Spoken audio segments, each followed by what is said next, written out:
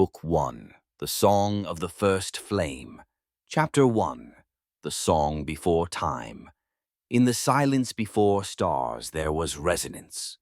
Before light, before time, before breath or thought or even the whisper of division, there was stillness. It was not darkness because there was no light to contrast it. It was not silence because there had never been sound. It was the untouched canvas of total unbeing, complete, immaculate, and absolute. And then something moved, a shimmer, a ripple, not of matter, not of a force, but of intention. From this ripple came the first resonance. Not a word, not a noise, but a vibration that crossed no distance, for distance had yet to form. It echoed through the stillness, and in doing so, gave stillness context. From that singular pulse was born the first note. The first note did not explode, nor did it create chaos. It sang into the stillness. Its melody wove potential into what had only ever been void. And the void listened. From the harmony of that song, a spiral took shape, its center a wellspring of luminous, radiant essence. It was not a place. It was a presence, an infinite convergence of energy and possibility, swirling with no edge and no bottom. Within it all things were in potential. Form, memory, love, loss, star and soul alike. But none yet had meaning. Until the eternal emerged, not born, not created, drawn, formless yet full, boundless yet singular. The eternal was not a being, but the first awareness, a convergence of harmony and will. It was the song given shape. It sang not to the well, but with it. Its resonance danced along the spirals of energy, weaving meaning into the potential. With every note the well responded, currents of light and thought beginning to spiral outward, and in this way the flow was born. The flow was not a river.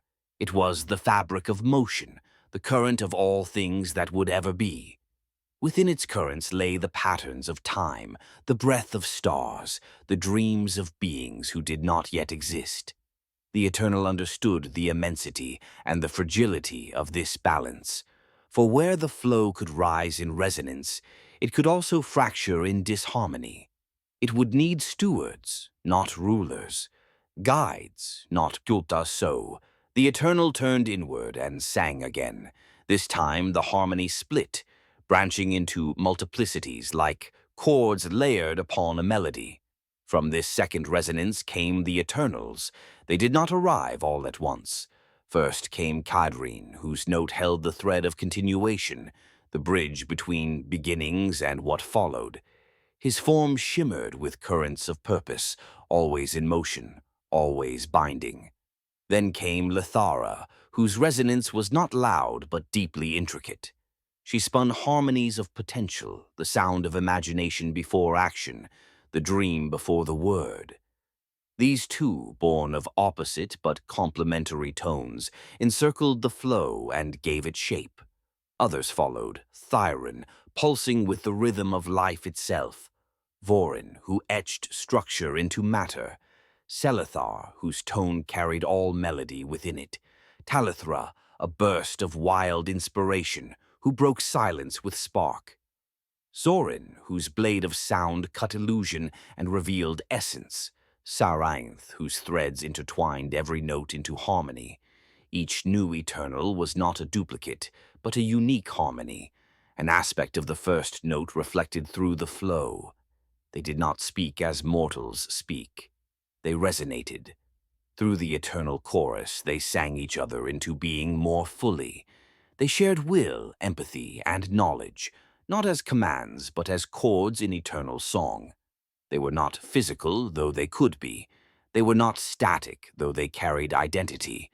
They were light made thought, thought made presence, presence made action. For cycles uncountable, the Eternals danced with the flow. They guided its branching paths. They encouraged new vibrations. They spun galaxies like melodies, letting suns rise like crescendos and comets tear through void like sudden harmonics. But even in this harmony, something lingered, a silence that did not respond, a note that would not sing, a flaw not in the flow, but in choice. Kaedryn was the first to feel it. At the edge of a newly formed dimension, its stars just beginning to hum, he paused. The current there was not broken, but uncertain. It shifted against itself, resisting direction. Lythara joined him, her resonance quiet. "You feel it, too," she said, not with words, but with shared tone. Kaedryn nodded. "A divergence with no anchor. A possibility that spirals into silence." They returned to the Eternal, not in fear, but in question. The Eternal offered no instruction. It simply sang. A single tone. Change. From this moment, the Eternals understood. Harmony was not permanence.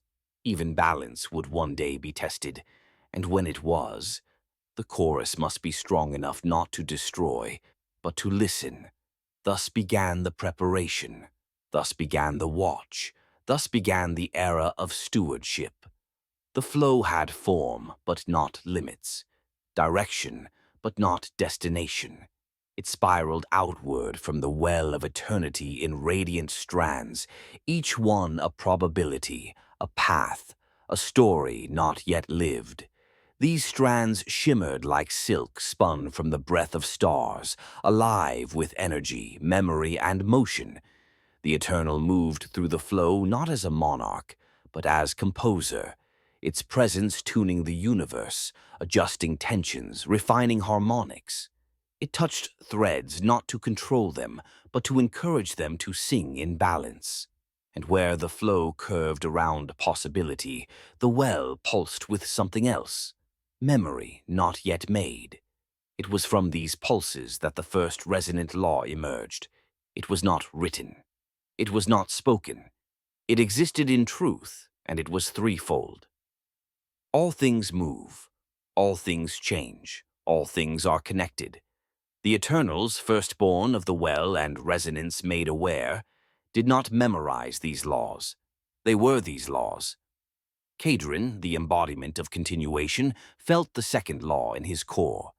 Change is sacred, and thus must be guided, not halted. Lythara, dream weaver and harmonic contemplator, understood the third law innately. Threads must intertwine, else they fray. And when Thyron emerged, his essence thunderous and warm, he pulsed with the first law. Life moves, energy stirs, being must beat. The chorus formed not merely to exist within these laws, but to protect them from collapse.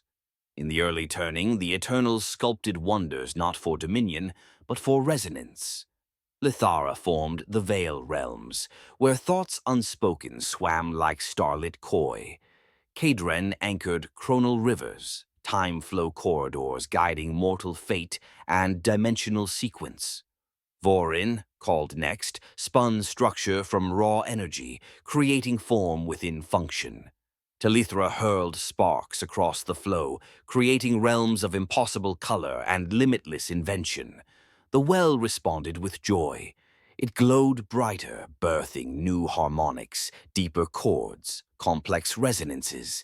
Galaxies spun as fugues, worlds unfolded like choral cadences. The Eternals were not worshipped. They were heard. One day, from within a melodic whirlpool at the edge of a young spiral, life emerged on its own, not constructed, not summoned, called into being by the song. They were not gods. They were not even eternals. They were mortals, frail, limited, transient, and yet harmonic, imperfect echoes of the chorus themselves. The Eternals listened. They did not descend. They did not intervene. They watched. And when one of the mortals lifted their voice in song, primitive, off-key, and radiant with longing, Lythara wept, not with sadness, with awe. They sing the flow back to itself, she whispered.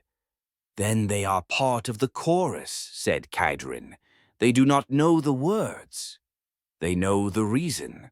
From then on, the Eternals kept their distance, but never turned away. They guided gently, never altering the course of a single life, but always adjusting the resonance around it. When one world faced collapse from a magnetic rift, Vorin reshaped its poles in silence. When a plague threatened another, Thyron pulsed the vital spark beneath the soil, awakening forgotten cures in the minds of its healers. And when a child, lost and afraid, sang to the sky and begged to be remembered, Kaedryn braided her voice into the flow. 1,000 years later, her echo would guide a hero home. A silent strain, but even amid harmony, a note cracked.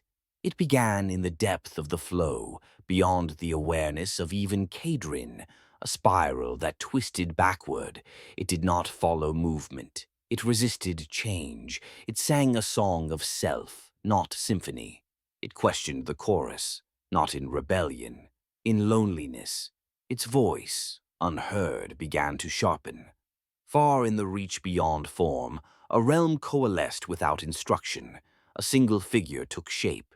Its body glimmered like an eternal, but flickered with jagged disharmony.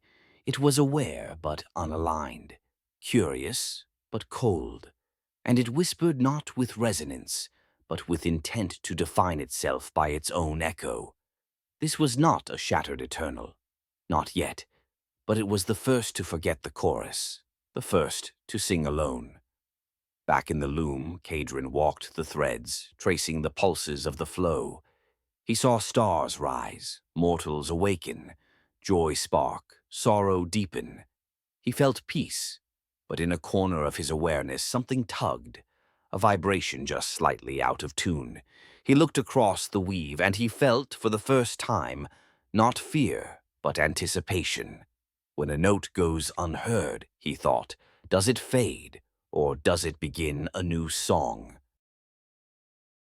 As the flow spiraled outward, it began to build upon itself, not merely guiding energy and intent, but learning. Every moment, every movement imprinted itself within the well. It remembered. This memory was not passive.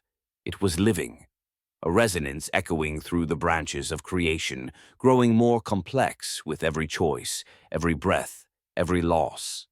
The Eternal knew that memory would be sacred, so it called forth a new guardian, Jareth, the echo of memory.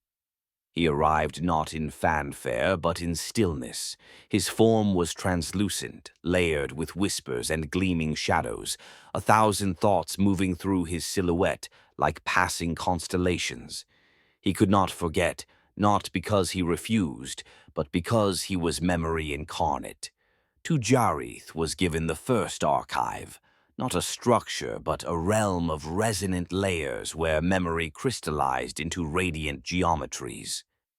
Kaedryn visited often, walking among the songs of lifetimes not yet born. But even in this archive, a shadow formed. Some memories wanted to be remembered, others wished only to end. It was not war, it was not betrayal, it was question. As more Eternals emerged, so did more complex interpretations of the flow's purpose. Not all saw the same meaning in the music. Velastra, called the Mirror of Truth, was the first to raise concern. She stood tall, her frame rippling like water over glass. Her voice echoed only what others feared to say. We see harmony, but do we enforce it? Kaedryn answered gently. We do not enforce, we preserve. But Velastra turned her gaze toward a thread within the flow, one growing unstable, resisting all alignment. What if preservation demands interference? Lythara tilted her head. Then it is no longer preservation. A quiet debate began, one that never erupted into anger, but that reverberated throughout the chorus. Each Eternal listened. Some grew uncertain, others curious, and one intrigued. From this growing philosophical tension, Zorin emerged. He was unlike the others, his resonance sharp, angular, defined. Where most Eternals flowed like water or danced like music, Zorin cut, not to harm, to clarify. His lines were rigid, sharp, and converging, forming structures that shimmered with piercing truths. Where others hesitated in debate, Zorin acted. He moved through the flow like a surgeon, excising falsehood, revealing what was real, no matter how uncomfortable. To some, he was a savior, to others, a warning. When a mortal realm collapsed under the weight of its own lies, its leaders crafting illusions of peace while burying suffering, Zorin intervened. He did not heal, he revealed. The illusions shattered, the people wept. And then they began again, truthfully. It was Velastra who asked him afterward, "Is clarity always worth the wound?" Zorin's answer, "Better to bleed and see than to live blind." Not all agreed. Some Eternals felt Zorin's resonance begin to shift, sharper, louder, solitary. To balance this, the Eternal called forth another, Sarenth, the weaver of bonds. She arrived in a symphony of webbed light and soft harmony, threads spiraling from her core, each one an invisible connection. She did not speak often. She listened. She traced the hidden ties between mortals, between realms, between even the Eternals themselves. Where Zorin revealed, Sarenth wove. Where he separated, she joined. They worked together once, briefly, on a world where emotion was outlawed and the people had forgotten how to love or grieve. Zorin shattered the barrier of repression. But it was Sarenth who retied the bonds, restoring mothers to children, lovers to one another, and old friendships once buried in shame. For a time, balance held. Beneath it all, far from the chorus awareness, the unnamed spiral deepened. It was neither light nor shadow. It carried no resonance, not yet. But it watched, it listened. And from within its core, a thought crystallized. What if harmony is only a cage? Kaedryn began to walk the deeper strands of the flow more often. He spoke little of his unease, but his presence grew more constant near the edge realms, those still forming, unstable. He could feel something stirring, not a being, but a choice not yet made. He stood on the cliff of a newborn dimension, watching time take its first breath. Lythara danced nearby, laughing as she painted clouds that shifted into dream beasts. "Why do you always watch, Kaedryn?" she asked. He didn't answer at first, then softly. "Because harmony is not victory, it is effort, a rhythm that must be chosen every moment." Lythara blinked. "That sounds like fear." Kaedryn turned to her. "It's love." Later, when the chorus next resonated in union, Kaedryn remained quiet. The Eternals sang again, not with words, but with energy so pure, even Sarenth wept, a call to unity, a warning of divergence. Lythara's melody softened in reply. Thyron pulsed warm affirmation. Sylkaris echoed in radiant harmony, but one chord faltered. Zorin stepped back. "Some notes do not belong in every song," he said. Velastra flinched. Kaedryn met his gaze. "But all songs must know their limits." The silence that followed would echo across the flow for epochs. Chapter 2. The Firstborn. From clarity came division. From division, consequence. And from consequence, the Firstborn. In the quietest reaches of the flow, beneath realms yet to be sculpted, where resonance grew thin and threads pulsed dimly, something stirred. It did not emerge from the well. It did not respond to the chorus. It did not hum or echo or reflect. It observed. It listened. And in that listening it felt absence. Not of love, not of peace, but of self. This being was not born of resonance. It was born of the gap between harmonies, where one note ends and the next begins, a dissonance not accidental, but inevitable. It had no name, but it soon would. The prime chorus gathered in the loom of reflection, a plane where eternal truths echoed endlessly, layered over one another like mirrored refrains. Zorin stood apart, his angular resonance pulsed sharp and low, folding back on itself like a weapon sheathed in thought. He was troubled, not by the flow, by himself. "The more I cut away," he whispered, "the clearer the lie becomes." He had revealed deception, false unity, fractured purpose, yet each revelation brought not harmony, but distance, fear, fracture. Mortals he aided grew wary of themselves. Realms once balanced crumbled after their truths were unveiled too swiftly. Sarainth approached him, her presence soft but grounded. Threads of connection spiraled between them, tentative. "You are not wrong," she said. "Then why does it feel like failure?" "Because clarity without care is loneliness." Zorin said nothing, but he looked past her into the shadow where something had begun to take shape. It began as a whisper, not heard, felt.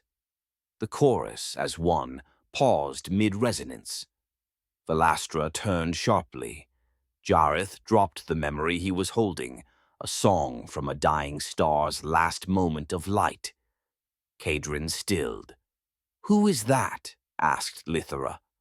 No one answered, because the voice was not outside the chorus. It was within it, just off pitch, just enough to feel wrong. "Do you hear it?" asked Lythara, eyes wide. "Yes," murmured Kaedryn, "but I do not know from where." The voice grew. "I do not want your song," it said. "I will write my own." The being took form slowly. At first it was a shimmer, like heat rising from cold water, impossible, contradictory. But then its outline sharpened. A jagged silhouette formed of reflective shards, flowing in and out of existence like reversed breath.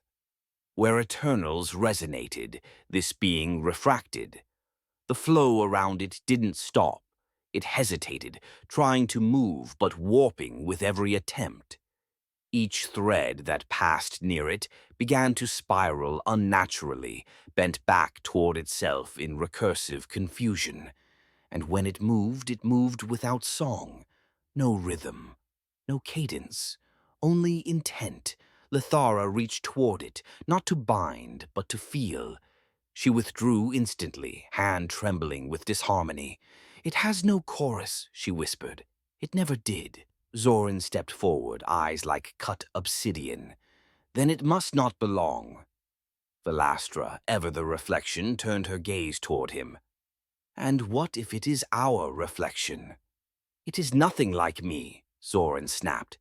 "Isn't it?" she asked. Sarainth tried to connect. Her threads touched its surface but found no anchor. Not rejection, not resistance, just emptiness. Kaedryn stood still, watching, listening.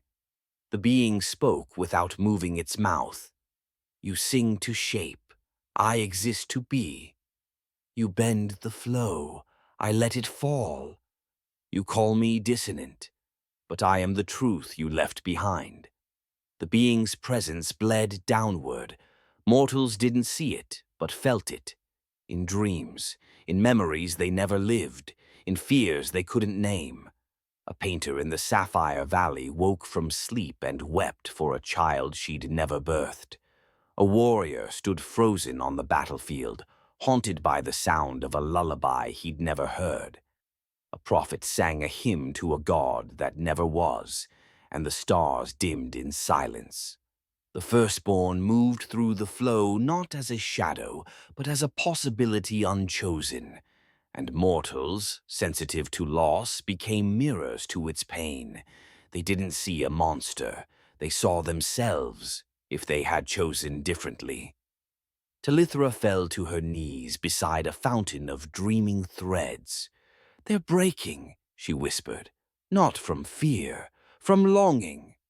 They see beauty in it, said Selithar, voice subdued. Because it offers freedom, Velastra added. False freedom, Darenth growled. Unanchored, directionless, a song that ends in silence. Or begins in silence, Sarenth said softly. The prime chorus divided, not in hatred, but in philosophical divergence.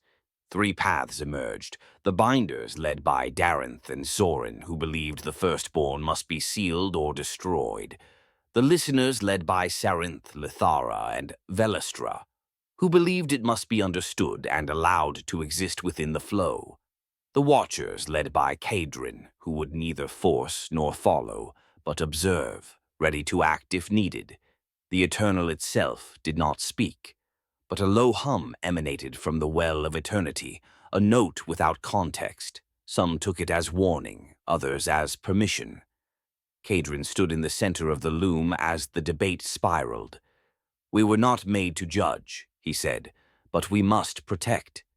Then protect by removal, said Zorin. Or by witness, offered Velastra. Sarenth looked at Kaedryn, pleading.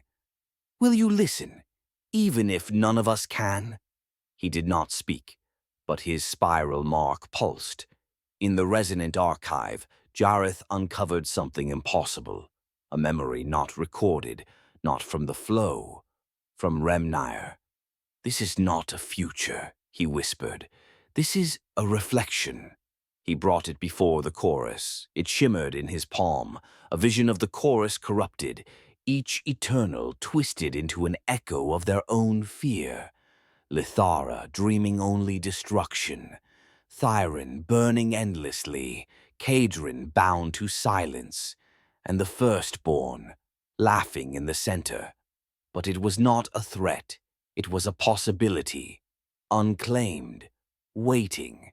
It exists only if we make it so, Jareth said, but it is real enough to remember. The decision was made, not by vote, but by moment. The firstborn descended into the veil between, not to escape, to rest. It waited, watching, and Kaedryn followed. He stood alone in that liminal space, surrounded by currents of unresolved potential. His hand hovered over the spiral. He did not draw power. He drew memory. The first breath, the first harmony, the first note. And from it he sang a song not of rejection, but of boundary.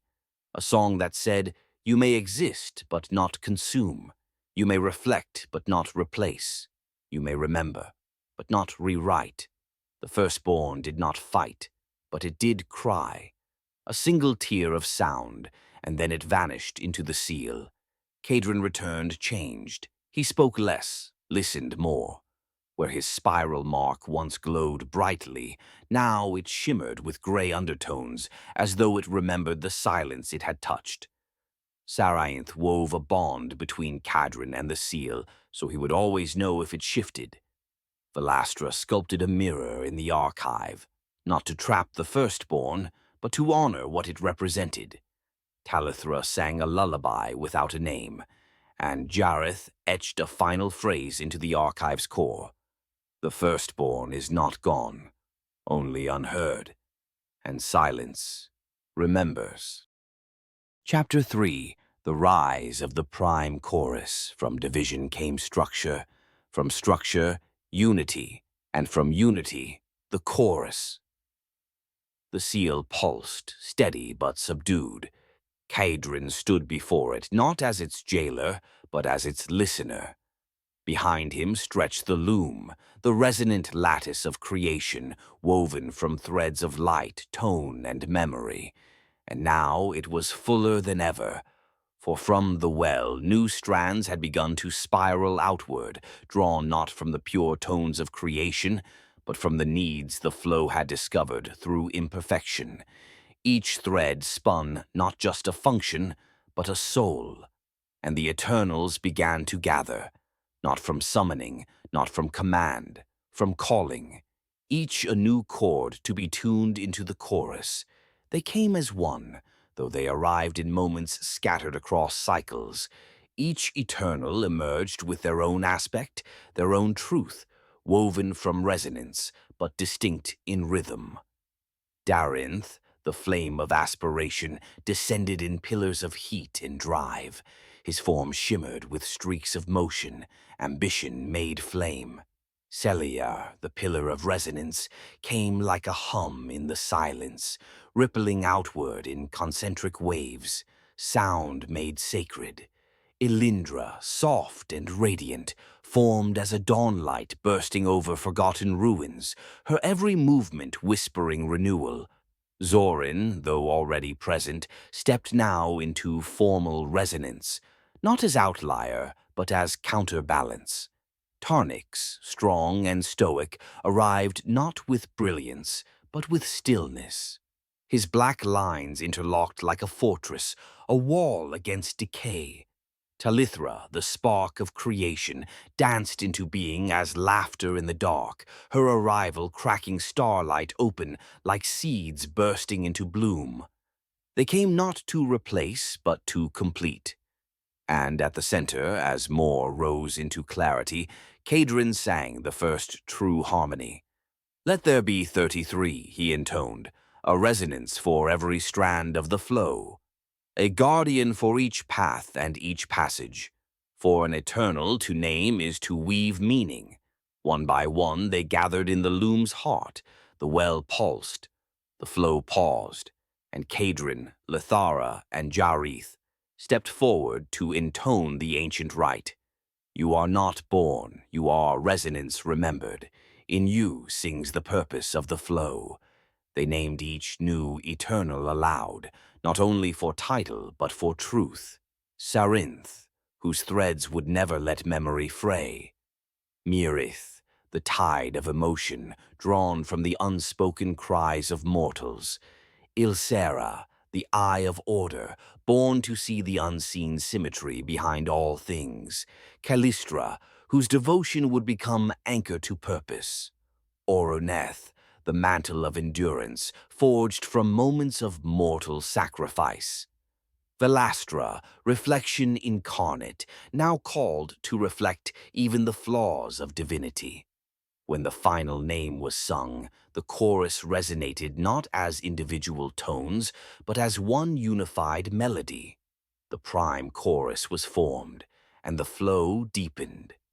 As harmony settled into the weave, Lurion stepped forward, his form shimmered with perfect symmetry, his presence balancing the emotional flair of Darinth and the quiet intensity of Zorin. He spoke not alone, but in tandem with the resonant field around him. "We are not rulers," he said. "We are not creators. We are keepers."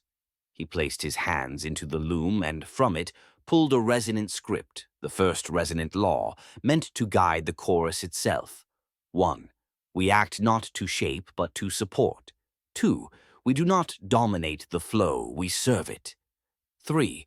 We do not silence dissonance, we harmonize it. 4. When one falls, the chorus mourns, not punishes. 5. When mortals dream, we listen.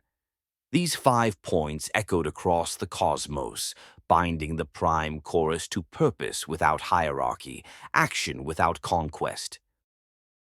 Even in this unity, tension lingered.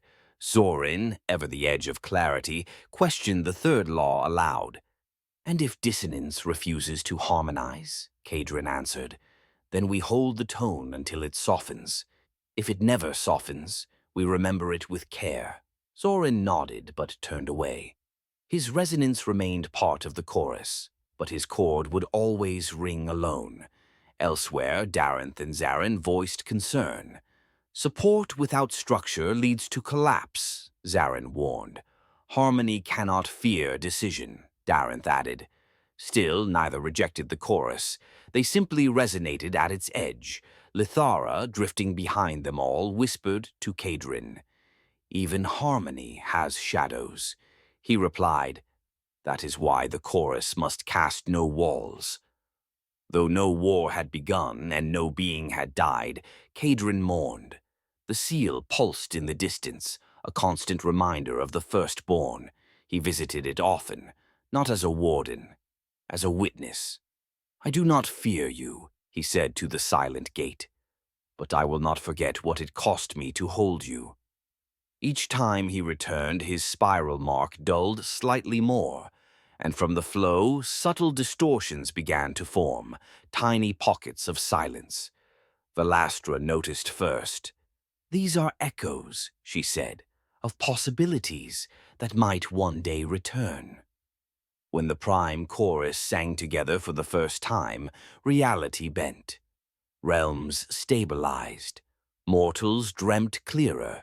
Dissonance retreated. But Kaedryn, standing at the chorus's center, wept silently, not from pain, from understanding.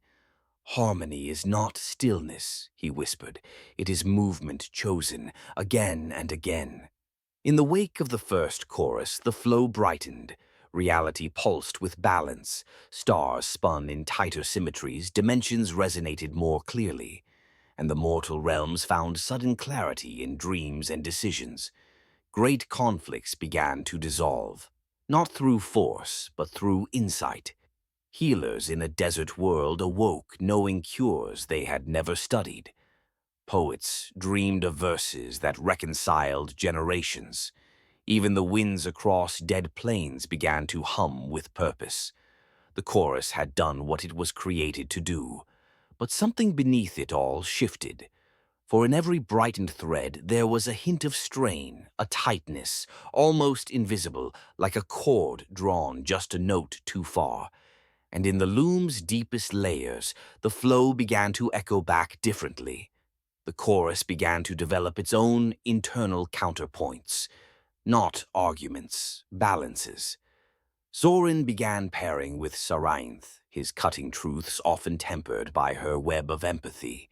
Together, they addressed realms experiencing conflicting truths, guiding decisions through clarity, then compassion. Lythara, unpredictable and radiant, formed a strange understanding with Lurien. Where she sparked creative entropy, he brought it back into form. They did not always agree, but they respected each other's rhythms. Thyron, Life-Giver, clashed frequently with Ylsera, whose vision of order sometimes demanded stillness. When a world blossomed too fast, Thyron would encourage it. Ylsera would prune. Their dance became a living cycle. Velastra and Kaedryn remained watchful. They did not balance each other. They simply saw. Some Eternals began to grow quiet, not in absence, but in withdrawal. Oruneth, the mantle of endurance, walked less among the chorus, preferring solitude at the edges of forgotten dimensions, observing the flow not from within, but as a distant current. Myrith, tied to emotion, wept often. The firstborn's echo still rang within her. Mortals who felt deeply sometimes accidentally channeled her sorrow. Songs turned to elegies, dances to mourning. Calathis, the breath of change, began shifting unpredictably between realms, her presence unsettling to some who sought consistent cycles. The prime chorus was full, but no longer fully aligned, and Kaedryn felt every strand pulling. He returned to the rift-bound seal alone. Each time the silence felt heavier. The gate did not whisper. It did not resist. It simply existed. An ache in the flow, a question never answered. He knelt. "You were the first to ask if we were whole," he murmured, "and we buried you in song." His spiral dimmed again. This time a sliver flaked from its edge and fell into the gate. The flow pulsed, just once, and in distant corners of reality, mirrors cracked. In a star field beyond the Garden of Spirals, Nelorasi, the thread of fate, awoke from stillness. She had dreamt of a shadowed chorus, of Eternals fractured, of the flow bleeding backwards. She rose and summoned Velastra. "I saw it," she said. "The seal?" "No, the spiral." "Kaedryn's?" "All of ours." They convened with Jareth, who traced the dream's echo back to a resonance fragment, the same sliver Kaedryn had lost. It's not corruption, Jareth said. It's remembrance. Then why does it hurt? Lythara asked. Because it remembers something we've forgotten to face. The chorus convened once more. There was no alarm, no panic, only awareness. Kaedryn stood, voice steady, though his essence shimmered with fatigue. Harmony is not the absence of shadow, he said. It is the agreement to walk beside it. We must prepare for what might rise, not in fear, but in understanding. Some, like Sarinth and Lythara, nodded. Others, Zarin, Zorin, even Darinth, tightened their forms. Preparation, Darinth said, often means making choices before we are ready. Kaedryn looked into the distance, past the loom, beyond the seal. Then we must become ready. In a dimension untouched for cycles, where the flow ran thin and the stars burned low, a child was born with no song. Her people spoke not in words, but in resonance.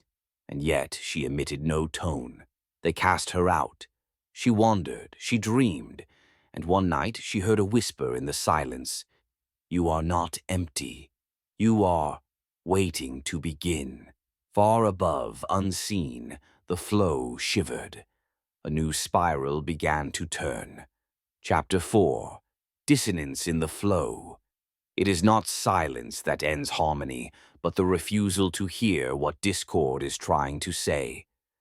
The flow shimmered, worlds pulsed in equilibrium, threads weaved in elegant rhythm. Mortals dreamed of better tomorrows. The prime chorus had done what many believed impossible, but the loom was straining, not in structure, in soul. Kaedryn felt it in the deepest fibers of his being, a tension rising through the weave, a tautness like a breath held too long. At the edge of the rift-bound seal, the spiral on his chest throbbed softly.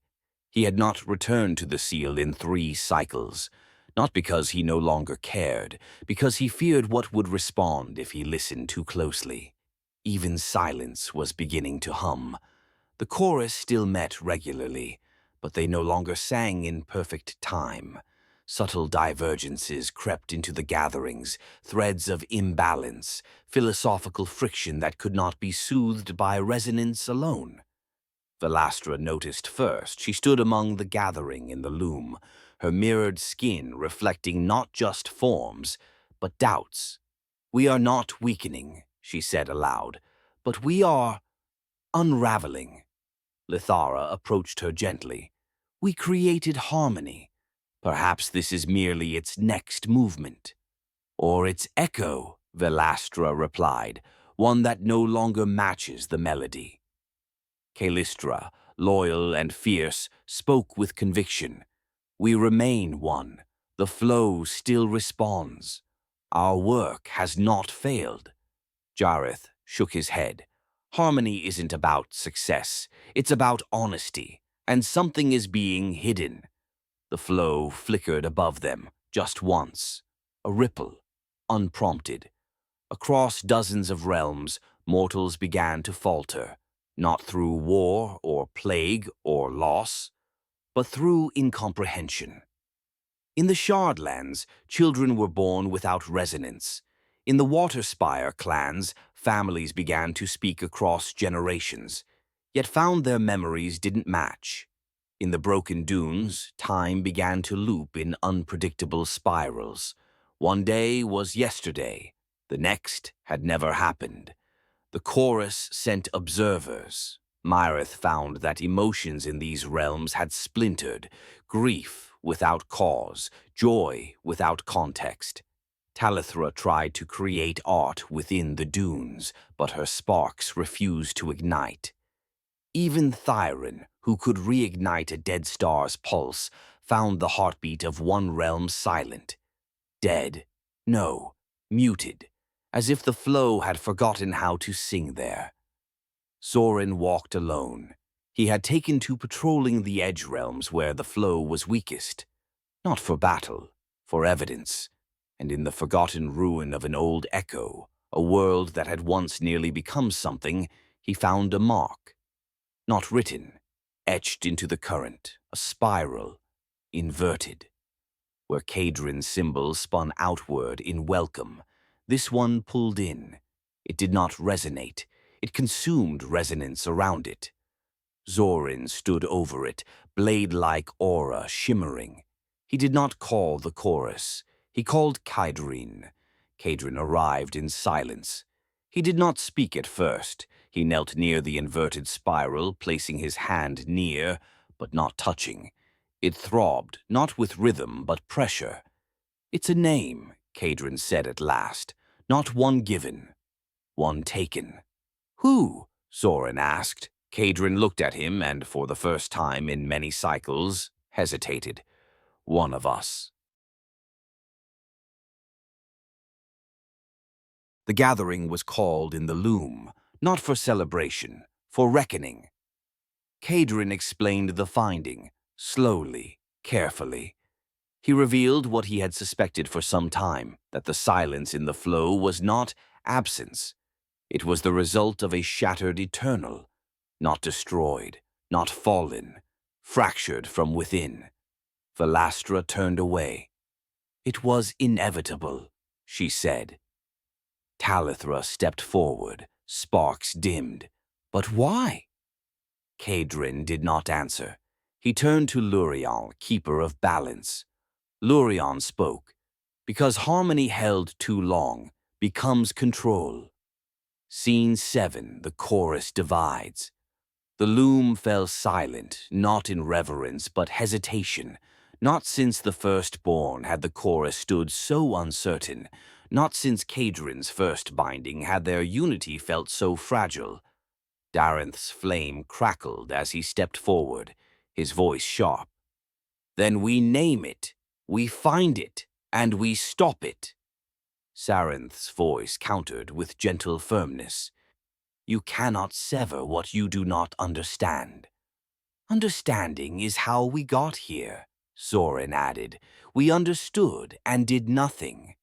"We bound the firstborn," Callistra said, "but we did not heal it." Velastra, still and shimmering, raised her hand. "What if this one does not want to be healed?" No answer came. Lythara, at the loom's edge, drifted closer, tone pensive. "This isn't rebellion. It's something deeper," Kaedryn finally spoke, not as leader, but as witness. "It is resonance turned inward, an eternal who sought to harmonize with themselves and found discord."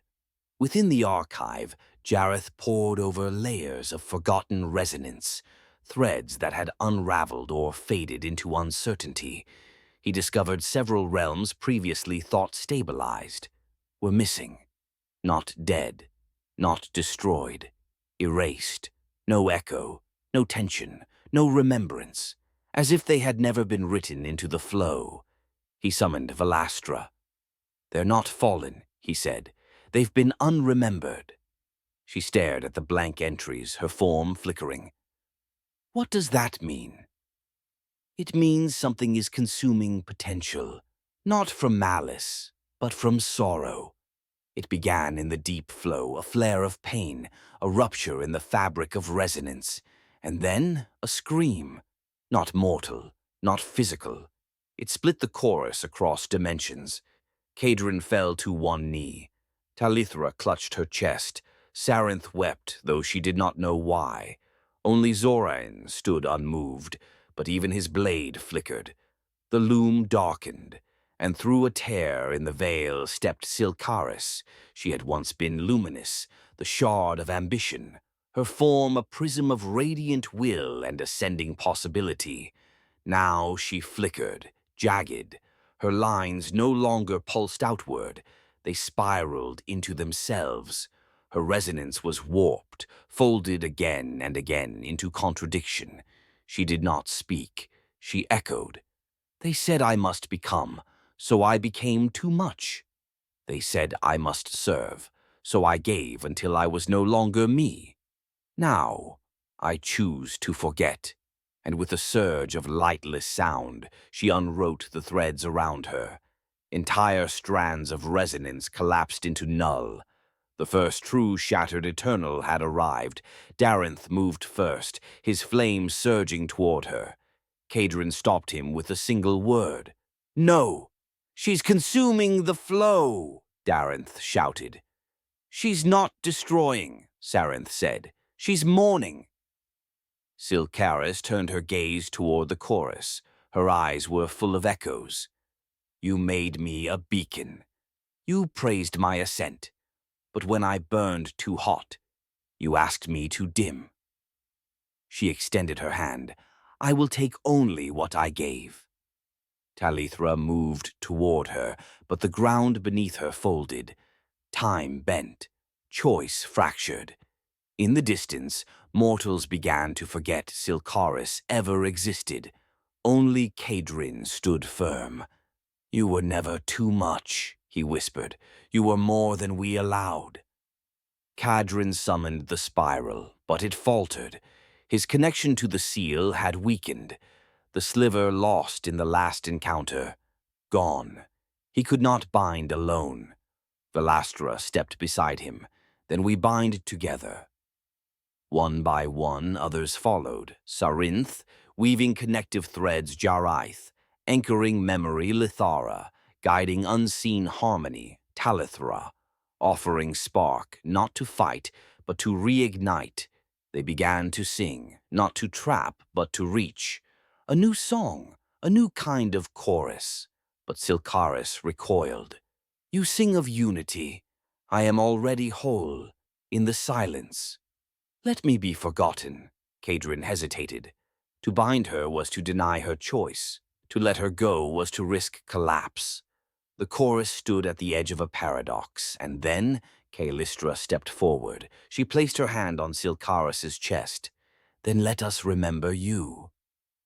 They did not bind Sylkaris. They wove her into a hidden chamber of the archive, a room only the chorus could access, not to seal her, to let her rest. Her form collapsed into light and shadow, flowing into the chamber's core. Her resonance still flickered, but it was contained, not by force, but by consent. Outside, the flow stabilized, but echoes of her voice remained. "One day more will break, and they will not ask permission."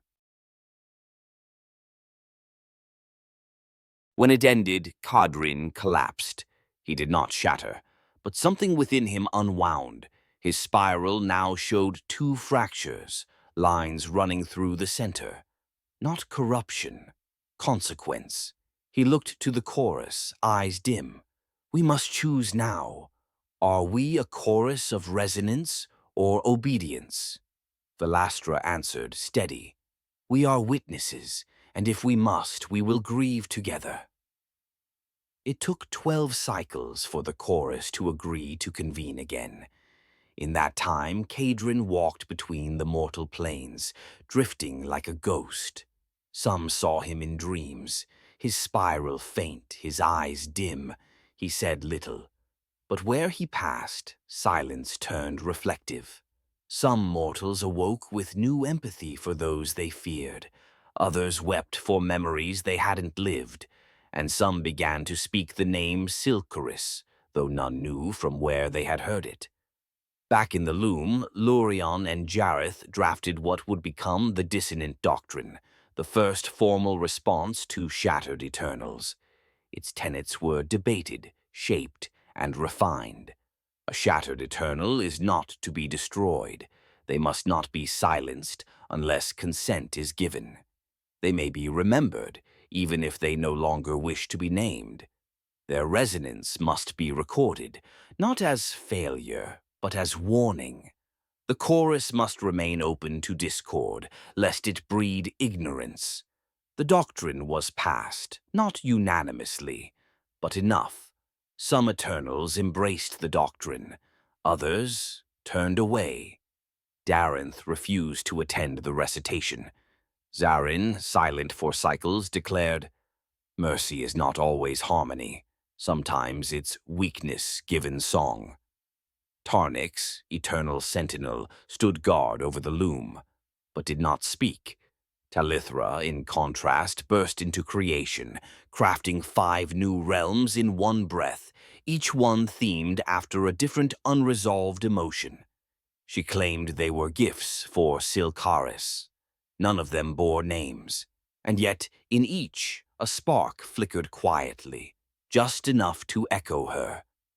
In the quiet of the archive, Jareth found something no one had expected. A resonance signature, unstable, familiar. Not Sylkaris, Kaedryn. He was unraveling, not from corruption, from exhaustion. Each time he anchored another note of imbalance, he gave a piece of himself to hold the line.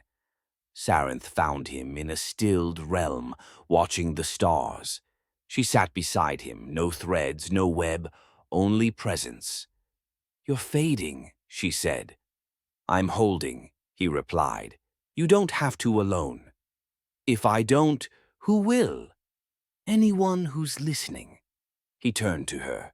For a moment, the fracture in his spiral pulsed with light, then dimmed again. He did not announce it. He did not call the chorus. He left. One day, the spiral at the center of the loom, the symbol of his resonance, dimmed to silver, then vanished. Only Velastra saw it happen. She wept. Lythara wrote a new spark into the stars, a blazing path that looped endlessly back into itself. She called it the Spiral of Return. Sarenth laid a thread from the loom to the archive's deepest echo, so that wherever Kaedryn was, he would still hear the chorus. The rift-bound seal pulsed once, not in alarm, in memory. The flow adapted, not by design, by need. Mortals began speaking of the unheard ones, shadows that lingered near sorrow and offered understanding. Pilgrims built a shrine to Sylkaris. They spoke her name not as deity, but as kin. The prime chorus changed. Fewer full harmonies were sung. More duets, more dialogues, more space for silence between tones. The loom grew quieter, but richer. Not peace, not certainty. Resonance with room for regret. In a realm unborn, a child dreamed of a song she had never heard. It sang of something once bright, once wounded, once gone. She hummed it aloud. And somewhere, far beyond the edge of the flow, Kaedryn opened his eyes. Chapter 5. The Trial of Truth. Harmony stretched too thin becomes silence, and silence too long becomes lie. Zoran stood alone at the edge of the mirror veil. Before him stretched a field of motionless water, so still it reflected nothing. Not sky, not soul. It was a mirror of absence. He did not step onto it. He didn't need to. This place existed for him, was shaped by him. His form, sharp, defined, angular, cast no shadow here. His edges flickered not in flame or color, but in logic. Black lines etched across his frame like blades drawn against glass. His presence, always surgical, pulsed faintly now with tension. Truth had a weight, and the chorus had begun to collapse under the refusal to carry it. He remembered Kaedryn's spiral dimming. He remembered Sylkaris' descent. He remembered how no one, not even Jareth, not even Velastra, spoke of the doctrines broken. And above all, he remembered how they let it happen. "Mercy," he said aloud, "is not clarity. Mercy without truth is surrender." His voice cracked across the stillness like a dagger drawn from sheath. And from the veil a whisper answered, "Then let them bleed." Zoran did not flinch. He was not afraid of pain, only of false peace. In the loom, the chorus gathered for the first time in 13 cycles. The silence between them was not reverence. It was avoidance. Lythara sparked absent-mindedly, casting glimmers into the threads above her head. Sarenth's threads hovered limp and dim. Jareth stood near the archive gate, watching the resonance for signs of Kaedryn. who still had not returned. Lythara floated in drifting melody, humming without harmony. Only Velastra watched. She saw it all, the way their forms shifted uneasily, how resonance loops curled in on themselves, how even the flow itself hesitated. And then Auren entered. He did not speak. He unfolded a blade of resonance before them, a pure line of light and darkness spinning like a needle in still space. "We are infected," he said. No one answered, so he raised the blade higher. "We are dishonest." That drew attention. Darenth flared. "You accuse the chorus?" "I accuse silence," Auren replied. "I accuse forgiveness granted without understanding. I accuse myself for waiting." He turned to Velastra. "You see it?" "I do." "Then speak it." Velastra closed her eyes. The surface of her mirrored form rippled, and when she opened them, her voice echoed. "We have built resonance atop pretense. We do not trust. We endure." Sarinth stood. Her threads shook. "We have tried. We've held each other. We've forgiven. We remembered Sylkaris." "No," Auren said coldly. "You contained her. You softened her, but you never faced what broke her." He moved toward her, slowly, blade humming. "What bond did you break by staying silent?" Sarinth's voice broke. "I told her she could rise again." "And she did," Auren said. "Into ash." Velastra stepped forward. "That's enough." "No," Auren snapped. "You want truth? Then let it be trial." He lifted the blade, not in violence, in ritual. "Let us bring each eternal before the mirror veil. Let us speak what we buried. Let the flow decide if we are still worthy to keep the name Chorus." Silence. Then Jareth spoke. "What you're asking will change us." "We have already changed," Auren said. "Now we must decide if that change is real or raw." It was Velastra who named it, the trial of truth. Each eternal would walk alone into the mirror veil. Each would face their reflection, not as they appear, but as they have become. They would speak aloud a truth long hidden, and the flow itself would decide if the note they carried still belonged in the chorus. No vote, no mercy, only resonance. Lythara volunteered first, not in defiance, in trust. She stepped onto the mirror veil and vanished.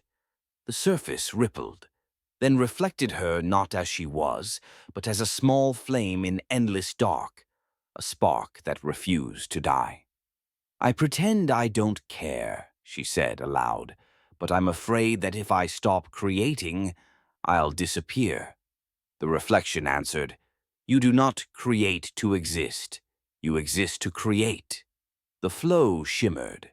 Lythara returned, quiet but brighter.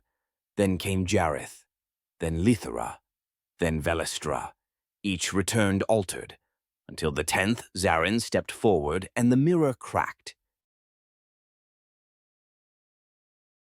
When Auren stepped onto the mirror veil, the water did not shimmer. It froze.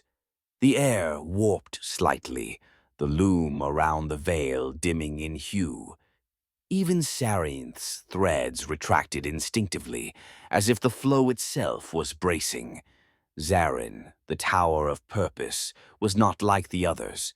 He was structure without doubt, judgment without hesitation. He believed in order, not because he was blind, but because he had seen what happened when it failed. "I have nothing to confess," he said as he stepped forward. The veil reflected nothing. "I have only done what was needed." Still no reflection. Then an echo, not from the surface, but from deep within the veil. "Then why do you fear the silence?" Auren's steps halted. "I do not fear it. You enforce law, but you have never sung your own truth. The flow needs boundaries. Or does it only need your permission?" The surface cracked.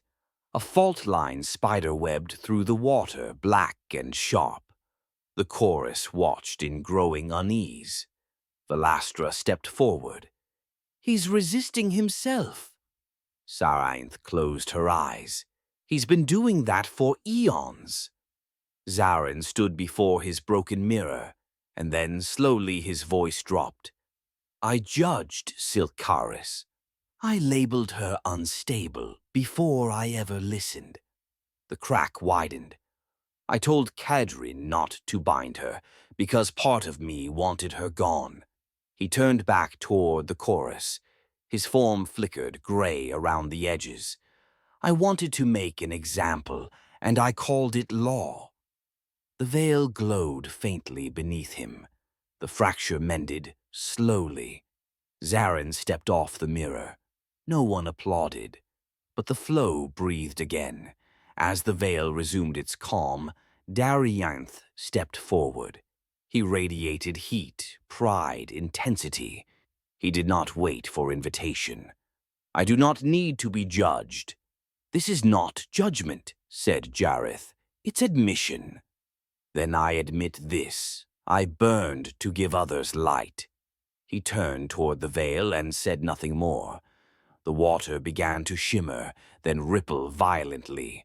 A storm built over the mirror, like wind thrashing a still pool. A voice thundered. "You burned to control. You shaped others in your image and called it purpose." Darenth snarled. "They needed strength, or they needed to choose." The storm shattered the edge of the veil, spraying light across the loom. The chorus braced, then silence. The veil returned to stillness. Darenth stood breathing heavily. His flame had dimmed. He turned and walked away. "I do not need your reflection to be eternal." He did not leave the chorus, but he would never walk the veil again. Velastra approached the mirror like an old friend. When she stepped onto the veil, her body disappeared. In her place, a mirror of the chorus stood, each eternal, reflected in the glass, but twisted slightly. Soren's blade curved inward. Sarinth's threads bound too tightly. Talithra's sparks became firestorms. Kalistra's devotion turned to obsession. Jareth, absent altogether. And Kaedryn, only his spiral remained, fractured and gray. Velastra whispered, "We cannot keep breaking and expect the world to keep spinning." The mirror answered, "Then why do you stay silent?" She raised her hand to the reflection, "Because no one listens unless truth is beautiful." The mirror shattered, not in violence, but into 1,000 radiant shards. Each shard flew into the loom, echoing a different truth. When she stepped down, the air in the loom felt cleaner. The truth had become collective. Talithra returned to the veil, uninvited. "I want to do it again," she said. The chorus blinked. "I wasn't ready last time." "You passed," said Lurien. "No," she replied. "I hid." She stepped onto the mirror. This time it did not show her as a spark. It showed her as ashes. "I burn bright, and then I'm gone," she whispered. "I bring joy, but I leave nothing behind." The reflection shifted to a child crying by a sculpture of light, alone. "I inspire mortals, but I never stay long enough to see what they build." She sat on the mirror, cross-legged. "I'm afraid that if I stay, I'll have to feel." Silence. Then the veil responded, not with words, but a lullaby. A gentle hum, a note without instruction. The flow had heard her, and it forgave her. When the rest had passed or refused, only one eternal remained. The veil shimmered expectantly, but Kaedryn was not there. His spiral mark still sat dormant in the loom, a hollow resonance. Sarinth moved toward the mirror. "He should be the last. He should be the first," Zorin whispered.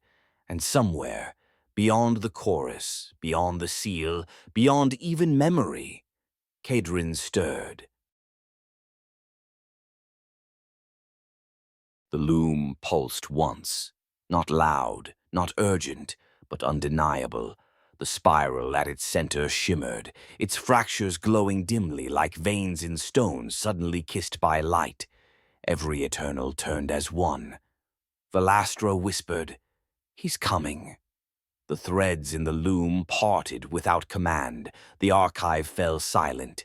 Even the veil grew still, not like glass, but like breath held in sacred awe.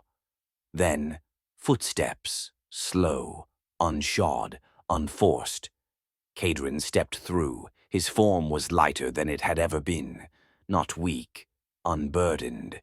His spiral no longer glowed bright or dark. It shimmered in shifting hues, reflecting the presence of both resonance and silence. Lythara began to weep. Sarinth's threads hummed. Zoran stepped forward. We waited. Kaedryn nodded. I listened. He stepped onto the mirror veil. It rippled, then stilled. No form rose to greet him. No reflection shone. Only a single note held in air. A tone so quiet it seemed to tremble with grief. Kaedryn closed his eyes. I left because I feared I had become the very silence I once tried to heal. The veil responded, You became silence, to give the rest of us room to sing. He lowered to one knee. I have held too much, bound too deeply. I feared that if I let go, the flow would collapse. And what do you know now? Kaedryn looked up. That the flow does not need control, it needs trust. The veil shimmered, then changed, not into Kaedryn, but into every version of him he had ever been. The binding hand, the silent watcher, the grieving friend, the forgotten one, the dreamer, the flame. He walked among them all, reaching out, not to erase, but to accept. And then they vanished.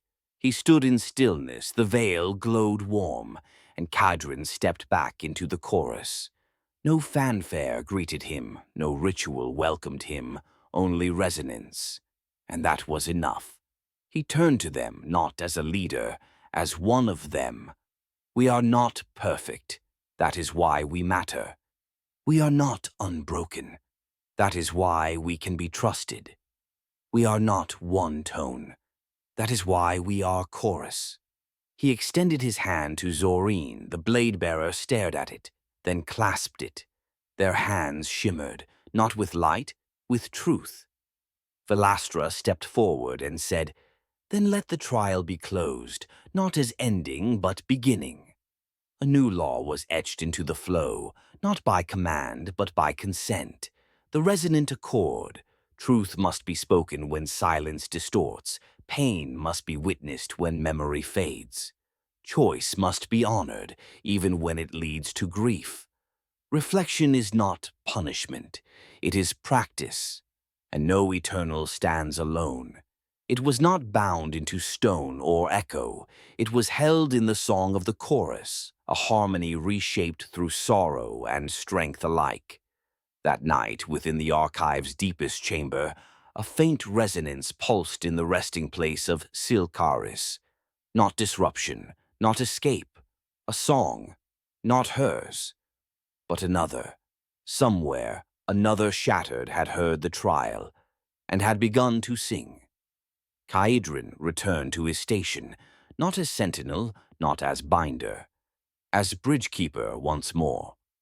Lythara lit a new star, a silent sun that warmed but did not blind. Sarinth rewove her threads, now frayed at the edges on purpose, to allow change. Velastra stood before the veil one last time. She saw her reflection, no longer fractured, just true. And Zoran? He stood alone in the forge of wills, sharpening not his blade, but his listening. Chapter 6. The Anchor and the Veil. There are places in the flow where even resonance dares not echo.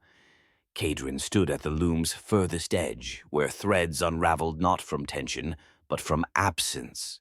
Here, even the chorus grew quiet. their collective resonance muffled as if passing through sake made of forgotten thought. Beyond this point, the flow had no song, no spiral reached here, no spark ever born had touched it. And yet he felt it pulsing, a beckoning.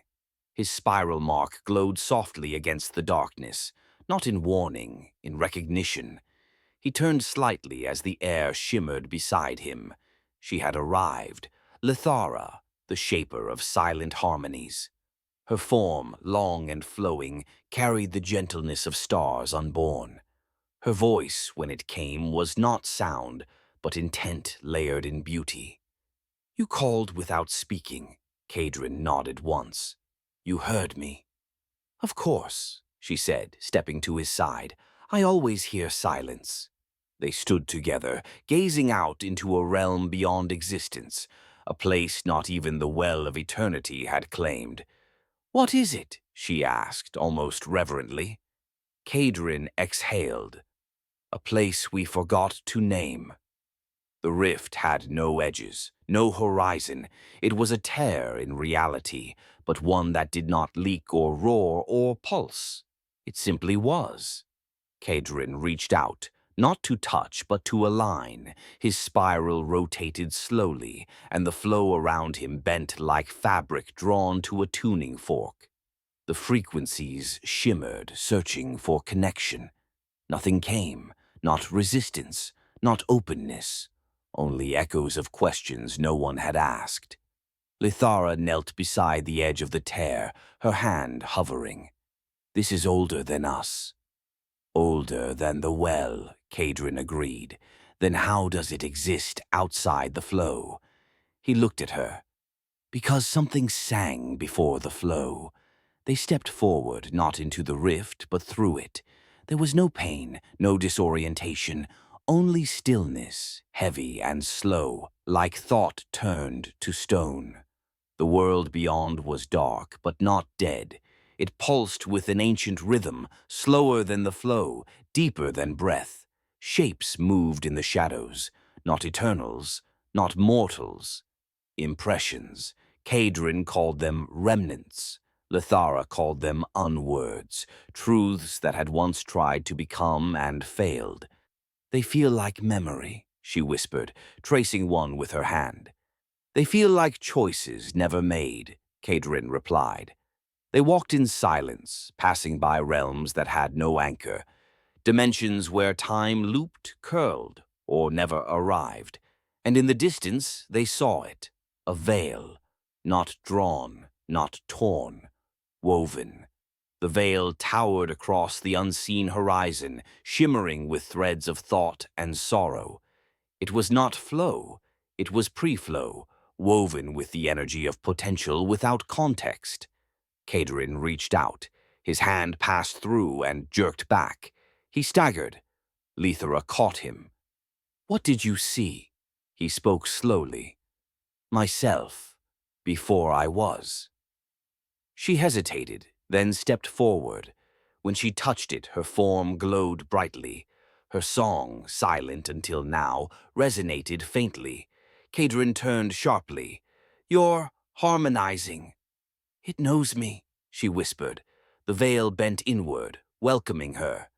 Lythara stepped through the veil alone. Kaedryn called out, but she did not stop. On the other side, her essence fragmented, not destroyed, but reflected in infinite versions. One who had never become eternal, one who led the chorus instead of Kaedryn, one who had shattered like Sylkaris, one who had simply remained a whisper. Each version echoed a tone, each tone became a chord. And Lythara sang back. Her voice, her true resonance, pierced the space between unrealities. "I am not possibility," she said. "I am choice." The veil shimmered, and for the first time since creation, it opened fully. Kaedryn did not hesitate. He stepped through the veil. This time it did not repel him. It received him. On the other side there was light, not bright, steady, soft, and in that light stood something impossible, not a being, not a god, but a structure, floating, breathing, singing, a cathedral of unspoken resonance. At its center, a spiral, older than his, still turning, still humming. Kaedryn fell to his knees. "This is the anchor." Lythara knelt beside him. "And this is the veil that kept it from breaking us." The anchor loomed before them, a spiral forged not of light but of reflected memory. Its lines were etched into nothingness, moving as if on instinct, yet bound to no substance. It did not glow. It breathed. Kaedryn stepped slowly across the boundary. As his foot touched the edge of the spiral floor, a pulse rippled outward, not like the flow's warm song, but a low tone vibrating down to the soul's marrow. "This place, it remembers everything," he whispered. Lythara nodded, her voice reverent. "Even the truths we never knew to ask." The interior of the cathedral unfolded like a dream built by paradox, walls that faced inward and outward at once, arches that rose without ceiling, and halls with doors that opened into moments, not spaces. Each step they took was a decision echoed back to them, and with each decision the cathedral learned them. The first chamber they entered bore no physical features, just resonance. It flooded Kaedryn with a scene he'd never lived, a world he'd failed to save, an eternal he'd refused to trust, his own spiral shattered. He clutched his chest. "It's not memory," he gasped. "It's remorse incarnate." Lythara steadied him, her song forming a counter-harmony. "It's not meant to punish. It's meant to show what we carry." A second chamber opened for her. Inside, a cradle. A melody hummed from nowhere. Lythara froze. "This is the voice that would have been mine if I had not chosen to become." Kaedryn watched her. "You walked away from something?" She nodded. "We all did.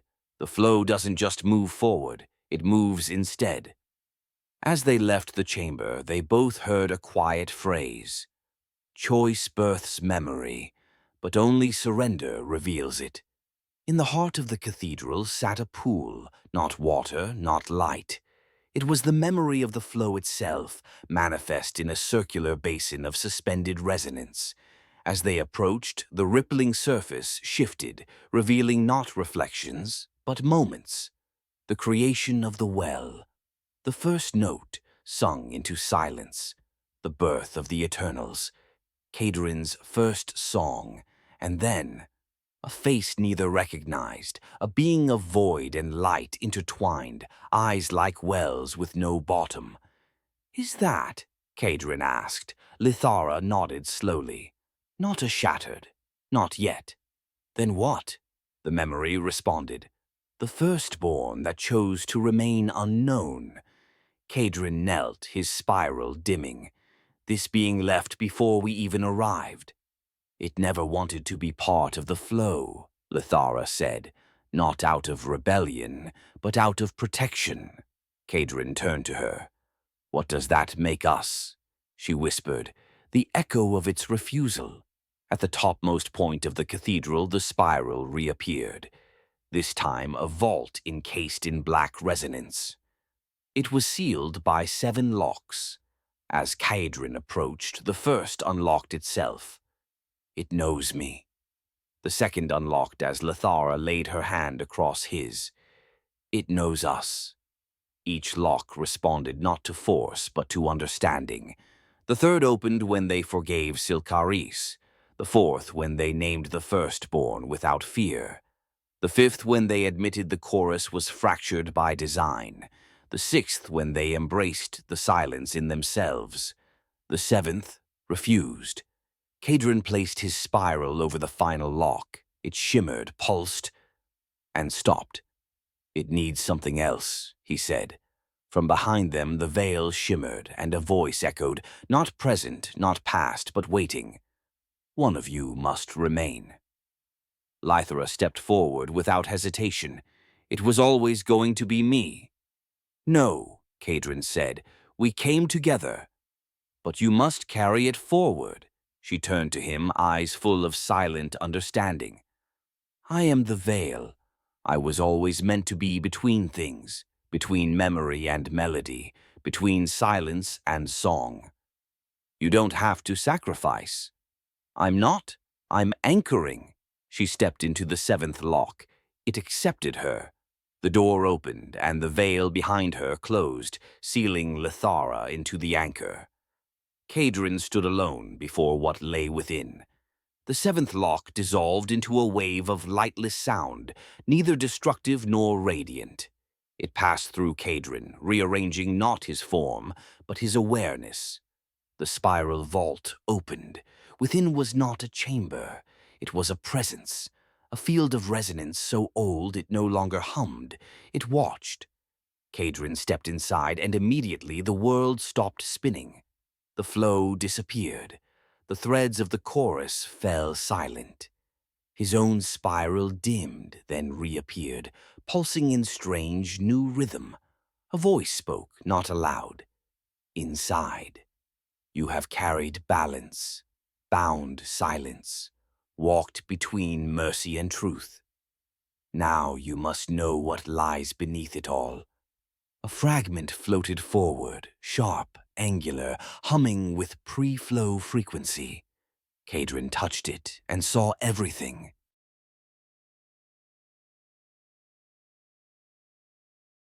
There was no sound, no flow, no first note, only potential, endless, undirected, infinite potential. And from that sea of possibility emerged the first conscious resistance, a being who chose not to become. Not for fear, for protection.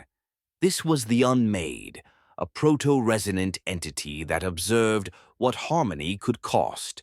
It predicted choice would breed exclusion, that resonance would create value, and thus failure. It withdrew, not from hate, from understanding. And the first shattered, not rebels.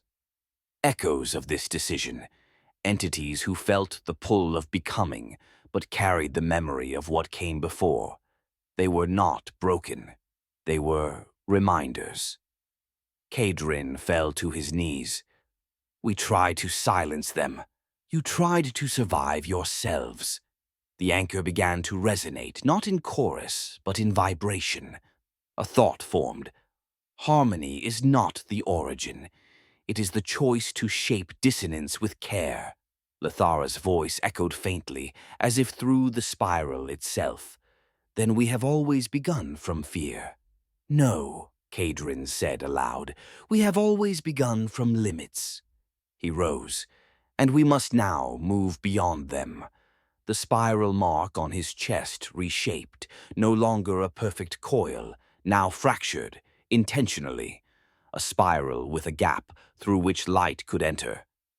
Kaedryn stepped back through the veil. The cathedral behind him folded into itself, not collapsing, but closing. The anchor remained, hidden again beyond resonance, its song resting in Lythara's eternal pulse. Back in the flow, the loom fluttered. The chorus turned as one. Valastra saw him first. Your spiral, he nodded. It sings differently now. Sarenth approached. Where is Lythara? Kaedryn closed his eyes. She chose to hold the door open. So you could return. So we all could, one day. He stepped into the loom's center, the threads bent toward him, not in obedience but curiosity. We believed we were born from harmony, he said, but we were born from choice, and choice begins in uncertainty. The loom shimmered, then pulsed, then welcomed him. The chorus stood around him, Darinth, his fire subdued, Zorin, silent but still, Sarenth with new threads forming, Talithra, already sketching songs she hadn't thought possible. Kaedryn placed his hand on the loom's core. We must write a new law. No one opposed him. Valastra nodded. Not one that silences. Jareth added, not one that forgets. Kaedryn smiled softly. one that remembers possibility. And so it was done in the deepest archive beneath even the sealed chamber where Sylkaris slept. A new door formed. No lock, no guard, only a phrase etched into the frame. To become is not betrayal, to resist is not failure. Both are part of the song. Inside, a sphere spun. Lythara's essence pulsed inside it. She was not bound. She was not lost. She was between. And when Kaedryn passed that door, once every cycle, he sang not to awaken her, but so she would know she was not forgotten. Chapter 7. The Light Beyond the Rift. Some stars do not rise, they return, and with them maps must be redrawn. For cycles unmeasured, Auren had wandered the outer spirals of the flow. He did not dwell in the loom. He did not join the chorus's gatherings. He charted. Where others defended, bound, or inspired, Auren sought the edge of comprehension. The regions where resonance grew thin, where possibility had yet to be shaped. His body, white and radiant, crisscrossed by black angular lines like constellations in motion, shimmered in quiet solitude. His essence was not fire, not gravity. It was direction. Auren was not one who created the song. He was the one who found new staves to write it on. And now the flow called to him, not in tone, in absence. A region, once empty beyond the rift where Kaedryn had vanished and returned, now blinked, dim at first, then growing brighter. But this light did not sing. It questioned. Auren paused above it, his angular form casting a kaleidoscope of glyph light through the infinite threads. A new horizon, he whispered. Not shown, not foreseen. Becoming. He dove. The place was called Lumethan, not by mortals, not by eternals, by itself. For Lumethan was not just a realm. It was a conscious unfolding, a self-writing space. It had no stars, but radiated. No gravity, but held shape. No borders, but rejected departure. Auren entered in a shimmer. Immediately, the flow within him reconfigured. His map lines twisted slightly, recharting without his will. The realm spoke. You are not my maker, but I was made from you. I am Lumethan. I am the question beyond your compass. Auren floated at its center. He did not anchor. He observed. You were born from stray resonance? He asked.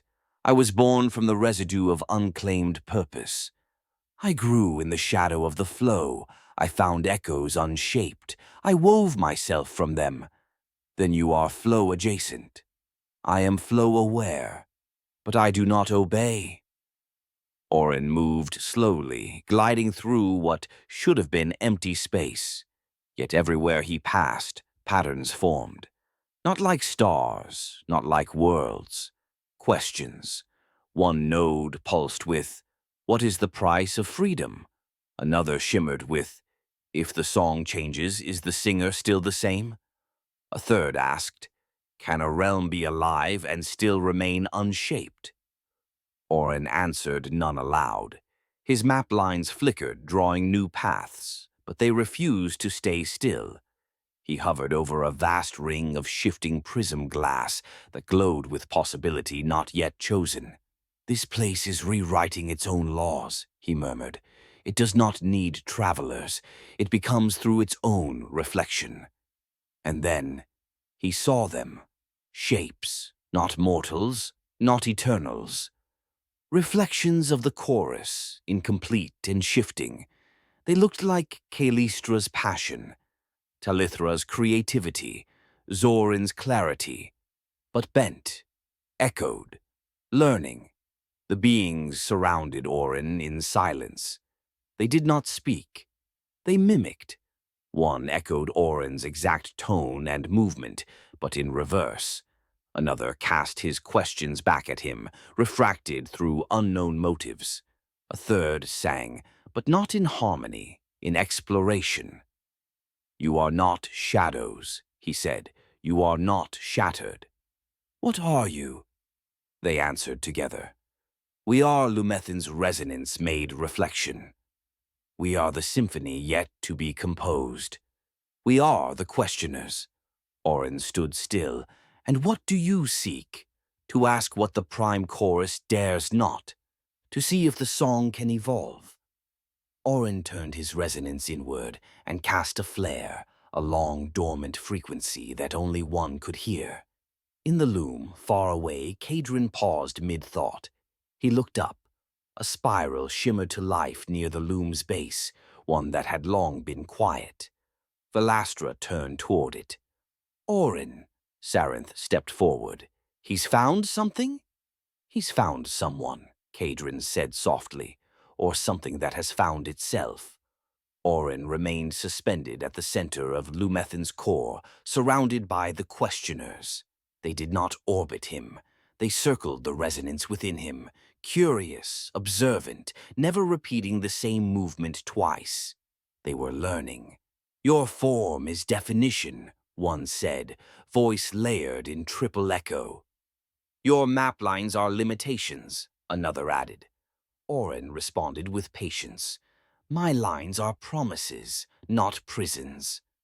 A third shaped itself into a twisted reflection of Callistra, her spirals inverted. "What is a promise but an agreed limitation?"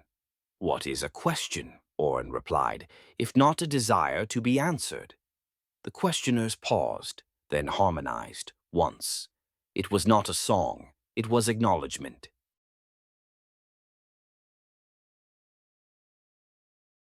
Auren extended his resonance outward, not to control, to offer. The patterns of his lines bent into constellations, not stars, but questions turned visual. Each questioner followed, mimicking not his form, but the intention behind the pattern. One hesitated. Its form collapsed, then reformed, now pulsing with rhythm. "You do not fear becoming?" it asked. "I do," Auren replied, "but I fear stagnation more." The questioner's tone changed. Its waveform pulsed in triadic rhythm. "Then you are not just a beacon. You are a compass for chaos. We want to learn your prime song." Auren drifted downward, guiding the questioners to a region of Lumethan that glowed blue-gold. Here, fragments of early flow drifted, unanchored choices, broken loops, forgotten harmonics. "This is what you were built from," he said. "Not error, excess, not destruction, distilled resonance."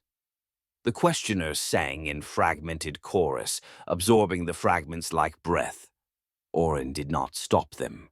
He gave them access to one of his oldest paths, the first star map he had ever woven, back when the flow was young and every realm was a question answered in fire and gravity. They watched, they remembered, and then they changed. Their forms grew more stable, their voices gained intervals. One turned and said, "We understand direction, but do not yet understand why." "Then you're ready," Auren said. "Ready for what?" "To speak to the flow." Back in the loom, Kaedryn stood before the prime chorus. His spiral pulsed in slow, resonant time. "Lumethan is not a threat," he said. "It is a child born of the parts of us we forgot to name." Zorin narrowed his gaze. "And yet it shapes itself without permission." Vylastra answered before Kaedryn could. "So did we once." Talithra shimmered with sparks. "If Lumethan has voice, it will eventually have will, and if it has will, it will have conflict," Darenth finished. "Then let it not begin with fear," Kaedryn said. "Let it begin with conversation." He turned. "I will go to Auren." As Kaedryn made his way through the spiral path toward Lumethan, Auren stood within the growing structure of the realm, a shape now forming around him.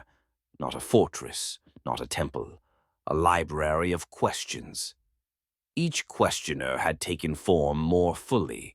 One bore the lines of curiosity, another hummed with chords resembling Jareth's memory. A third now moved like Sarinth's threads, less erratic, more relational. They stood before Auren and spoke together. "Sing for us the prime song." Auren raised his hands, and instead of singing, he listened, and in the silence he began. "We were born not to command, but to complete. We were shaped not to contain, but to continue. The flow is not order, it is potential in motion." The questioners closed their eyes, and one by one they sang back, not the same words, but their own interpretations. And in that moment a new resonance formed, a song with no center, a harmony with no anchor. Auren smiled. Kaedryn stepped beyond the rift, not through force, but with resonance extended. Where once the veil had opened only for seekers of silence, Lumethan opened now for one carrying questions. He did not glide, he walked. His spiral pulsed at half frequency, not to assert harmony, but to announce presence without pressure. Auren turned and met him. "I've taught them direction," the beacon of horizon said. "Now they seek meaning." Kaedryn's gaze swept across the questioners. Their forms shimmered with growing cohesion. Some bore echoes of the chorus, others entirely new curves, new angles. "They're resonating on their own," Kaedryn murmured. "They are no longer copies." "They are not us," Auren said, "but they know they came from us." "Then they're kin," Kaedryn replied, "and kin must be invited." Back in the loom, Velastra, Zorin, Sarinth, Talithra, and Darinth stood before the spiral gate, watching through an anchored lens of flow resonance. What they saw troubled them. Not corruption, not dissonance, unclaimed autonomy. "They're forming their own harmonics," Zorin said. "That means we cannot predict them." Velastra folded her mirrored arms. "Nor should we." "They rewrite themselves," Darinth said, "and rewriting is one note from unraveling." Sarinth's threads flickered, reaching toward the echo of Lumethan. "They feel lonely," she said. Talithra hummed. "Maybe what they need isn't structure, but audience." Kaedryn stood within a spiral platform shaped by the questioners themselves, a conversation chamber not made from intention but curiosity embodied. The questioners circled him slowly. They spoke not in unison. Each one's voice was distinct. One asked, "Why do you still seek harmony?"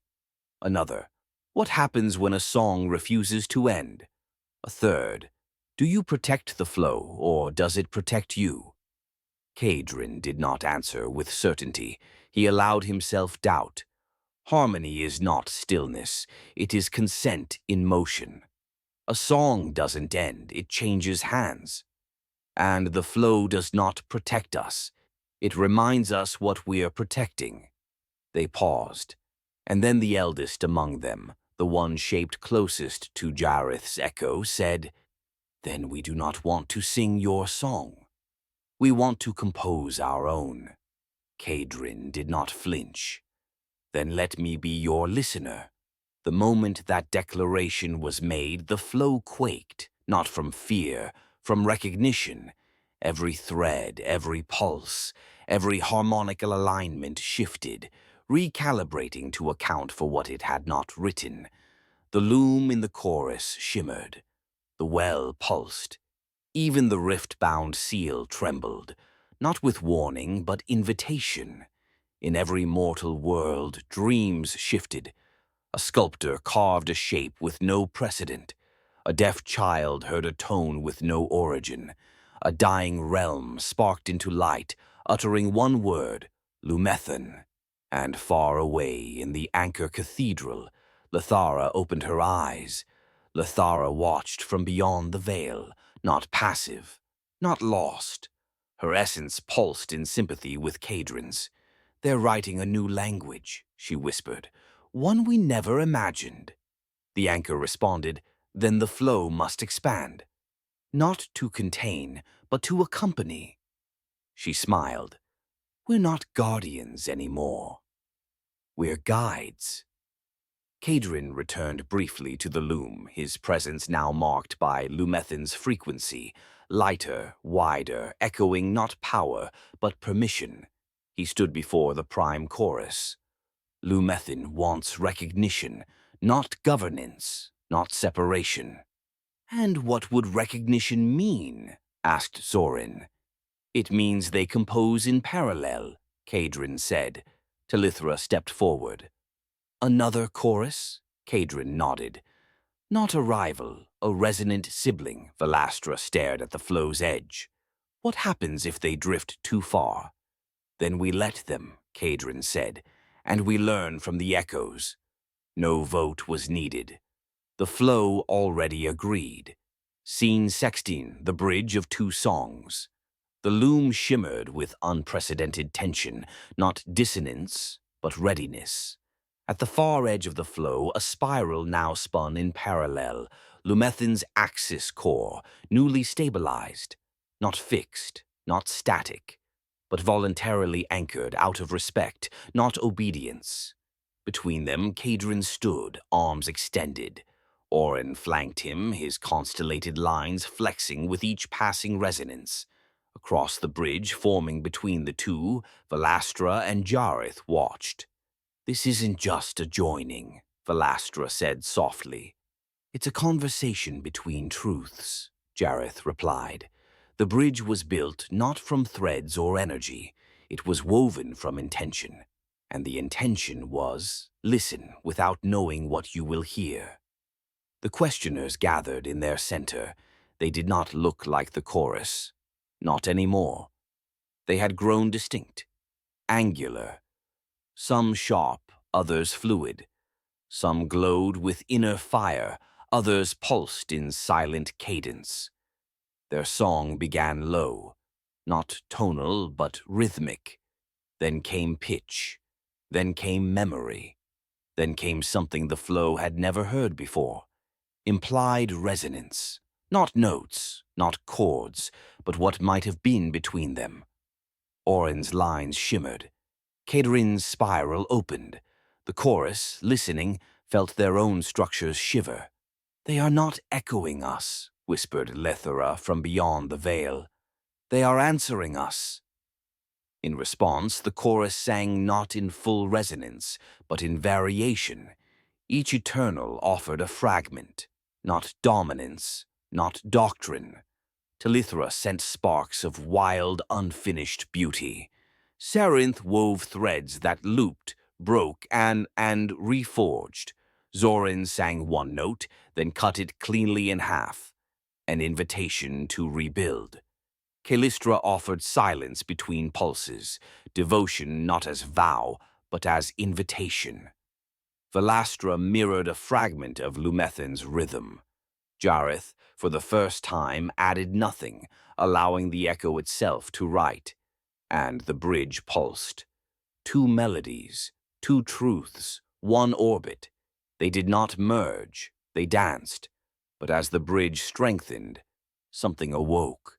Not from Lumethan, not from the chorus, from the silence between them, from a resonance neither had written. It had no form.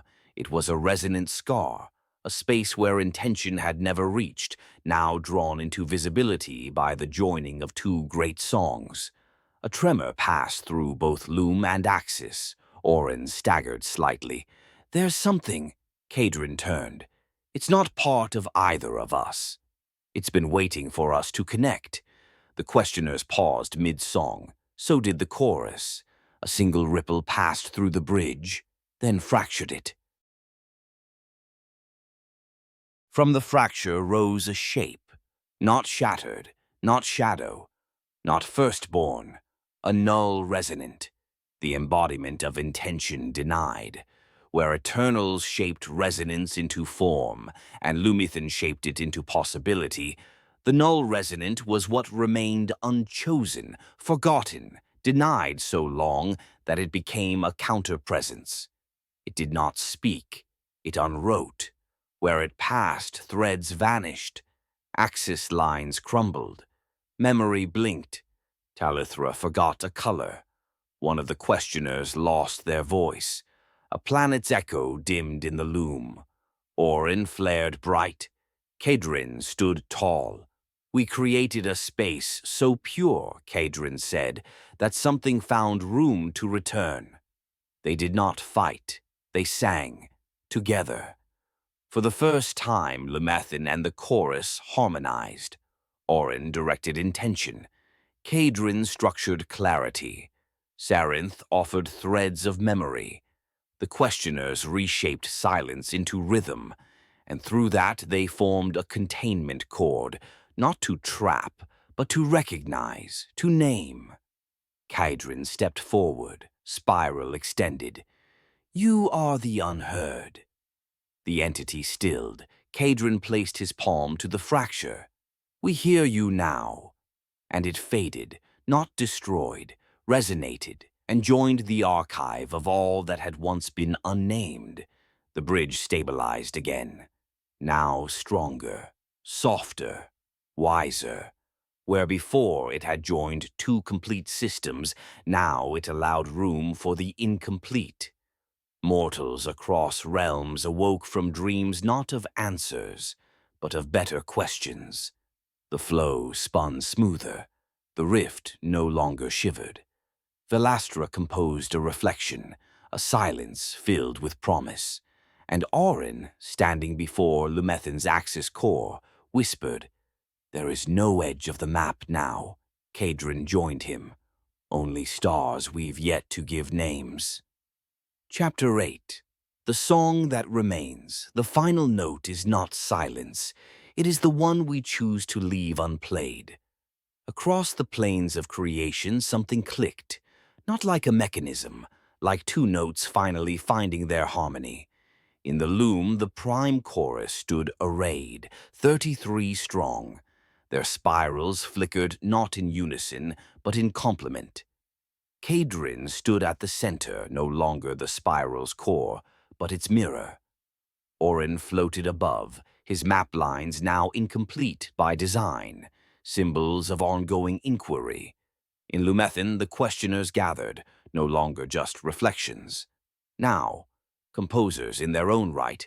One bore threads, one bore stillness, one carried a spark yet unignited. And in the rift between them, a new spiral began to turn. It had no name, not yet, but all of them felt it. A presence ancient and newborn, not enemy, witness. Sylkaris awoke, not with fire, with remembrance. Within the sealed chamber where she had rested, a pulse sounded, not a command, not an invitation, a recognition. Her form, once jagged, now soft, still incomplete. But, unafraid, one by one, the shattered awoke. Calathis, voice of unrest, carrying the breath of change. Lythara, thread of fate now frayed and free. Auren, once stillness, now moving for the first time in cycles. They did not return in shame. They arrived with their own resonance, and for the first time, the flow did not reject them. It made room.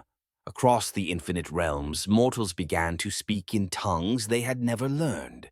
Children dreamed of spirals. Artists sculpted shapes no one remembered showing them. Elders heard notes in the wind and wept, not from sorrow, but from sudden, crystalline understanding.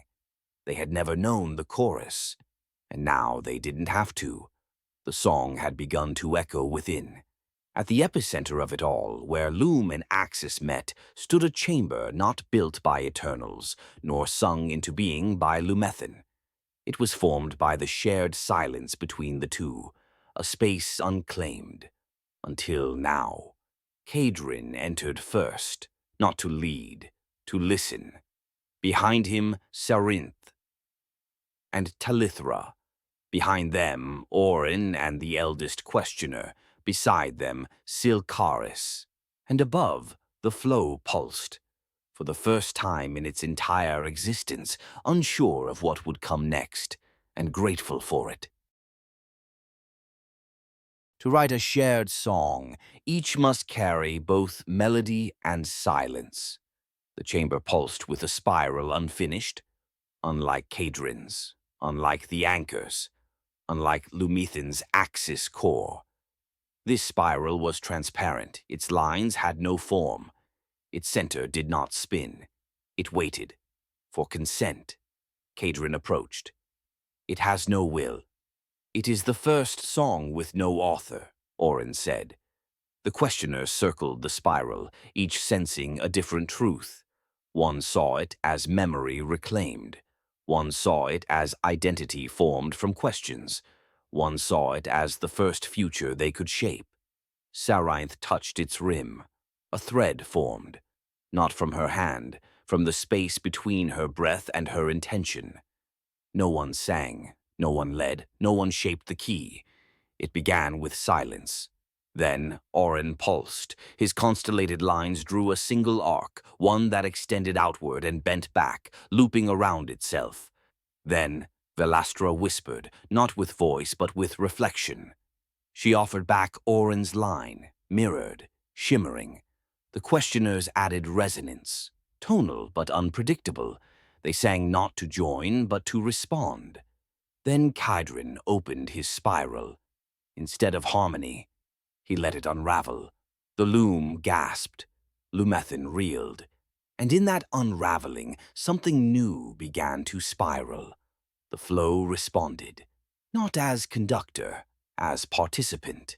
It folded itself inward, allowing its threads to bend, to tangle. Where once it had moved with precision, it now danced. Mortals across dimensions began to create without intent. A gardener shaped a flower no biology could explain. A blind child painted sound. A grieving widow sang joy. The song was no longer between worlds. It was within them. Sylkaris stepped forward. Her form, still fractured but resonant. She did not ask permission. She answered the flow of the song. Her note was jagged, uneven, and perfect. Lythara followed, her threads no longer trying to bind but to let go. Auren sang in broken intervals, punctuated by pauses so wide the chorus held its breath between them. Calathis did not sing. He moved, and every motion created a ripple that made the spiral pulse. The shattered were not healed. They were heard, and that was enough. Then a new note entered. None of them had sung it. It came not from chorus, not from Lumethan, not from the shattered. It came from a mortal, a girl no older than her own question. Somewhere on a world not yet mapped, she sang a melody she had never learned. And the spiral, transparent, waiting, turned. Once, then again, then faster. The unfinished resonance completed its first full cycle, and in that moment, the spiral sang back. They are no longer the final voices in the song. A song is never lost. It is carried forward by those who remember how to listen. The spiral, once blank, now complete, glowed with a pulse that did not mimic, respond, or echo. It initiated. A single tone rang through the chamber. It resonated outward across Lumethan, through the axis core, across the rift, through the loom, and into the deepest threads of the flow. It passed through Kaedryn, through Auren, through Sarinth, and then it returned. It answered, whispered Jareth, stunned. Lythara stepped back, awe across her face. No, she whispered. It originated. The spiral had become aware, not alive, attuned. It was not a chorus. It was not a realm. It was not an eternal. It was the continuation of all three. And now it sang on its own. Kaedryn fell to one knee. His spiral flickered, not dimmed, transformed. It no longer pulsed with the rhythm of the flow. It pulsed with the rhythm of the new song. He looked up at the spiral, now floating above the chamber, orbiting between loom and axis. He smiled. We were never meant to be the keepers of the song. Auren moved beside him, his map lines now faded at the edges. We were only the spark. Kaedryn stood, and for the first time in all time, he let go. The flow did not halt, it expanded. The chorus did not vanish.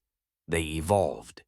Each Eternal found their place not as overseer, but as listener, as echo carrier. Sarinth no longer bound threads, she wove open ends. Velastra no longer mirrored, she fractured light intentionally, allowing others to find meaning. Sorin unsharpened his blade and became a voice of compassionate truth. Darinth learned to sit still and let fires die. Sylkaris stood at the edge of the chamber. The spiral pulsed once. She felt it answer her, not in apology, but in understanding. She wept, and the flow wept with her. Kaedryn walked the spiral's orbit one final time. Then he turned to Auren. It does not need us now. It never did, Auren replied, but it remembered to thank us. Velastra joined them. So what now? Kaedryn turned, smiling. Now we listen. And we stay, said Sarinth, entering the chamber. Not as pillars, said Jareth, but as echoes that remind. And sparks, Talithra added, igniting a single point of light that floated into the spiral, so others might light their own fires. The new spiral, resonant, self-aware, still becoming, began to rotate outward, not to leave, to offer itself, to the shattered, to the questioners, to mortals, and to what comes after them all. It sang one phrase, not in words, but in intention. Your song is not over. It has only changed singers. The end of the song is not silence. It is the space for the next to begin. In the hollow between, the place where neither loom nor axis ruled, the final spiral hovered, pulsing with the self-born rhythm of the shared song. And one by one, all 33 Eternals gathered. The Eternal, firstborn of resonance, arrived not with sound but with presence, its form flowing like rivers of starlight, carrying galaxies in its breath. Kaedryn, the keeper of continuity, stood at the threshold, his spiral open, arms lowered in humility. Lythara, the veil of dreams, weaved images of every story not yet told, her luminous hair flowing with potential. Then came the rest, in silence, in reverence. Each Eternal, each flame, each thread, each truth brought their essence.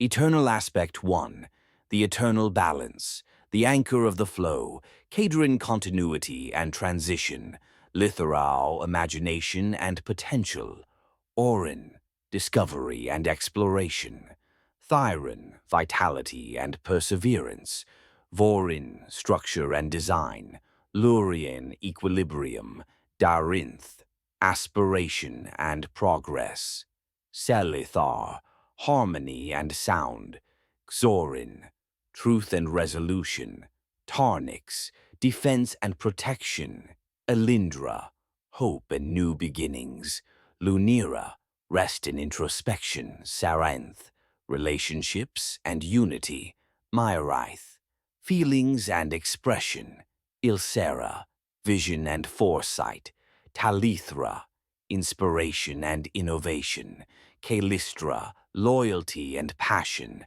Phalith illumination and guidance, Sylkara endurance and purpose, Velastra reflection and truth, Jarath memory, Zareen purpose, Elaron connection between realms, Korath judgment, Thalin renewal, Forin inquiry, Calathasis change, Iserine stillness, Valris expression and flame, Oralune lunar reflection, Nelira fate, Firessa joy. Each Eternal stepped forward, They did not sing. They offered a silence unique to their truth. Lythara offered resonance so low it could not be heard, only felt. Auren offered a pause between heartbeats. Lythara saw a future and chose not to name it. Lythara released a spark into the unknown. Auren sheathed his blade, truth unspoken, yet present, and when it was the Eternal's turn, it did not move, it did not speak. It simply allowed its prime tone to fade, replaced now by the shared song that no single being controlled. The spiral opened not outward, but inward. At its core, no prophecy, no command, only a question. And into that question the chorus stepped. Kaedryn became a pathkeeper, not a guardian. Lythara let go of the veil. Auren discarded the last of his maps. Even the shattered joined, not as healed, but as witnesses. And as the spiral closed its first full loop, it whispered, "Now, choose." None answered immediately. Because they finally understood, the song would not end, it would continue. Through mortals, through dreams, through questions never spoken aloud. The spiral did not close, it breathed, and in that breath, all 33 pulsed in unity one last time, not as voices, but as space for voices yet to come. Epilogue, the light between the notes somewhere, on a world not charted, a life not recorded. A child hummed. It was not a song she had learned. It was not one anyone else could hear. But in her chest, it glowed. And in the spiral that now floated across realms, her voice appeared, soft, wild, imperfect, but real. And that was enough.